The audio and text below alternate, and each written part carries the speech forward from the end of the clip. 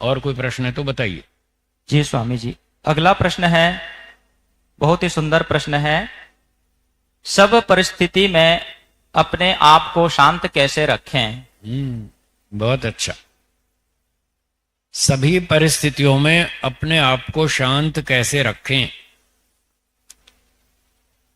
उत्तर तो मैं दे दूंगा। आप कितना रख पाएंगे वो आपकी बात, आप जाने। आपका कितना सामर्थ्य है वो आप जाने। उत्तर तो मैं दूंगा, मेरे पास उत्तर है। देखिए, जीवन में दो प्रकार की परिस्थितियां आती हैं, एक अनुकूल परिस्थितियां और दूसरी प्रतिकूल परिस्थितियां। कभी न्याय होता है, कभी अन्याय होता है, कभी सुख मिलता है, कभी दुख मिलता है। तो इस तरह की परिस्थितियां जीवन में चलती रहती हैं।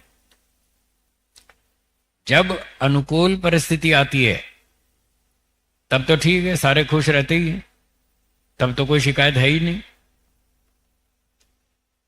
परेशानी, समस्या तो तब होती है जब प्रतिकूल परिस्थिति सामने आती है, जब दुख की परिस्थिति सामने आती है, हानि होती है, नुकसान होता है, कोई अन्याय करता है, तब हलचल मचती है, तब व्यक्ति विचलित होता है, तब घबरा जाता है, उसको गुस्सा आता है, असंतुलित हो जाता है। बस उस समय हमको सावधान रहने की आवश्यकता है। तो कैसे अपने आप को सावधान रखें, उसके लिए मैं आपको तीन तीन शब्दों के दो सूत्र बताऊंगा, बिल्कुल सरल हिंदी भाषा के। आप सब लोग हिंदी भाषा जानते हैं, समझते हैं बहुत अच्छी तरह से। तो जब कोई छोटी मोटी प्रतिकूल परिस्थिति हो तब हिंदी भाषा के तीन शब्द बोलिए। कोई बात नहीं बोलिए, बस तीन शब्द बोलो और मस्त रहो। आप अपने आप को शांत रख सकते हैं। मान लीजिए ट्रेन लेट हो गई, आधा घंटा हो जाती है ना, भारत देश है, भारत में तो ट्रेन लेट होती रहती है। कभी आधा घंटा, एक घंटा, 2 घंटा, 5 घंटा भी लेट होती रहती है। हवाई जहाज लेट हो जाते हैं, फ्लाइट लेट हो जाती है। तो छोटी मोटी परिस्थितियां आती रहती हैं। ट्रेन लेट हो गई एक आध घंटा, तब दुखी नहीं होना, घबराना नहीं, गुस्सा नहीं करना, परेशान नहीं होना, अपने मन को शांत रखना। क्या बोलेंगे तब? है जी, कोई बात, ये संसार है, यहाँ ऐसे ही चलता है, कोई बात नहीं। जापान में ऐसा नहीं होता है। जापान में तो ट्रेन टाइम पर आती है, भारत में नहीं आती है। आप जापान में नहीं रहते आप भारत में रहते हैं। तो भारत में रहते हैं तो उसके हिसाब से चलना पड़ेगा। तो ट्रेन लेट हो गई तो अपने मन को शांत रखने के लिए क्या बोलेंगे? कोई बात। और दाल में मिर्ची तेज हो गई तो गुस्सा नहीं करेंगे, झगड़ा नहीं करेंगे, क्या बोलेंगे? कोई बात नहीं। नमक कम रह गया, कोई बात नहीं, तो उसका समाधान करें। नमक कम है, थोड़ा सा ऊपर से डाल लीजिए, बस। गुस्सा क्यों करना, झगड़ा क्यों करना, अपनी अशांति क्यों बढ़ाना? तो ऐसे छोटी मोटी बातों पर कोई बात नहीं बोलकर अपने आप को शांत रखें और जो समाधान हो वो कर लें। मान लो दाल में मिर्ची तेज हो गई तो थोड़ा गुड़ ले लीजिए, थोड़ा मिठाई का पीस ले लीजिए, थोड़ा घी डाल लीजिए, थोड़ा दही डाल लीजिए, बस हो गया काम। तो ऐसे समाधान कर लेंगे तो आप शांति से जीवन जी सकते हैं।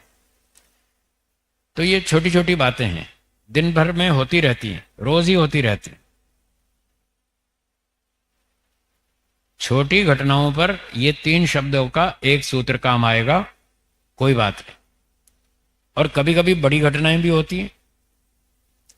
कुछ लोग ज्यादा दबंग होते हैं, बलवान होते हैं, पहलवान होते हैं, ताकतवर होते हैं, उनके पास ऊंची सत्ता है और वो बस ऐसे बदतमीज होते हैं, असभ्य होते हैं, दादागिरी करते हैं, आपका अधिकार छीन लेते हैं, आपकी संपत्ति भी छीन सकते हैं और भी कुछ चीजें गड़बड़ कर सकते हैं वो। फिर आप देखते हैं भाई हम क्या करें, इनसे तो हम टक्कर ले नहीं सकते, हमारे पास इतनी शक्ति नहीं है। कोई पंचायत में जाओ तो पंचायत में कोई सुनता नहीं, कोई न्याय तो मिलता नहीं। कोर्ट में जाओ वहां भी 20-20 साल तक केस चलते हैं, फिर भी कोई न्याय नहीं मिलता। जब ऐसी परिस्थिति हो, चारों तरफ से आप घिर गए और जो प्रयास करना था वो भी करके देख लिया, फिर भी कोई न्याय नहीं मिला। अब उस परिस्थिति में फिर व्यक्ति को थोड़ा असंतुलन होता है, फिर वो ऊंचा नीचा होता है, फिर वो घबराता है, फिर पता नहीं क्या क्या सोचना लगता है, क्या क्या योजनाएं बनाता है, उसको गुस्सा आता है। कभी कभी तो आता है इसको खत्म कर दूं तो अच्छा है, या तो इसको खत्म कर दूं या मैं मर जाऊं, ऐसे ऐसे पता नहीं क्या क्या सोचते हैं लोग। तो ऐसा नहीं करना चाहिए। तब अपने आप को शांत कैसे रखें, उसके लिए 3 शब्द और हैं हिंदी भाषा के। बोलिए, ईश्वर न्याय करेगा। बस फिर ईश्वर के कोर्ट में डाल दीजिए, ईश्वर के न्यायालय में उस केस को छोड़ दीजिए, ईश्वर न्याय कर लेगा। आपके साथ जो बड़ा अन्याय हुआ, क्या ईश्वर उस अन्याय की घटना को देखता है या नहीं देखता? देखता है। वो न्यायकारी है या अन्यायकारी? यदि न्यायकारी है तो उस अपराधी को, अन्यायकारी को ईश्वर दंड देगा या नहीं देगा? देगा। और जो आपकी हानि हुई, जो आपका नुकसान हुआ, ईश्वर आपके नुकसान की पूर्ति करेगा या नहीं करेगा?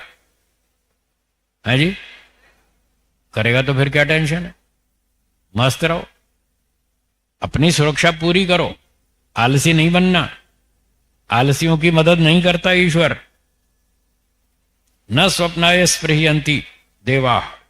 ईश्वर और समाज के बुद्धिमान लोग आलसी लोगों को नहीं चाहते, उनकी मदद नहीं करते, उनकी सेवा सहायता नहीं करते। पुरुषार्थियों की, बुद्धिमानों की सहायता करते हैं। तो पुरुषार्थी बने, बुद्धिमान बने, पूरी शक्ति लगाएं, अपना न्याय प्राप्त करने के लिए पूरी ताकत लगाएं। और फिर भी ना मिले तो चिंता नहीं, फिर ईश्वर के न्याय पर छोड़ दें। वैदिक संध्या के मंत्रों में आप इस बात को बोलते हैं, योस्मान द्वेष्टि तम वो जंभे दधमा। जो हमारे साथ अन्याय करता है उसको हम ईश्वर के न्याय पर छोड़ देते। छोड़ दीजिए, मस्त रहेंगे, खुश रहेंगे, उस घटना को भूल जाइए, दिमाग से निकाल दीजिए, बाकी का जीवन अच्छी तरह शांति से जिएंगे। अगर उस घटना को बार बार दोहराएंगे तो आपको शांति नहीं मिलेगी, आप अपनी अशांति स्वयं बढ़ाएंगे और आपकी समस्या हल नहीं होगी। ये वर्तमान जीवन भी टेंशन में जाएगा। तो टेंशन में ना जिए, खुश होकर जिए। जो अन्याय हो गया सो हो गया, सुरक्षा करने की पूरी शक्ति लगाई तब भी न्याय नहीं मिला तो कोई चिंता नहीं है, अंत में उसको ईश्वर के न्यायालय पर छोड़ दीजिए। ईश्वर आपको नुकसान की पूर्ति कर देगा और उस अन्यायकारी को दंडित करे। इस तरह आप हर परिस्थिति में अपने आप को प्रसन्न, संतुलित, शांत रख सकते हैं। हाँ जी, और है कोई प्रश्न? समाप्त हो गया जी स्वामी जी, प्रश्न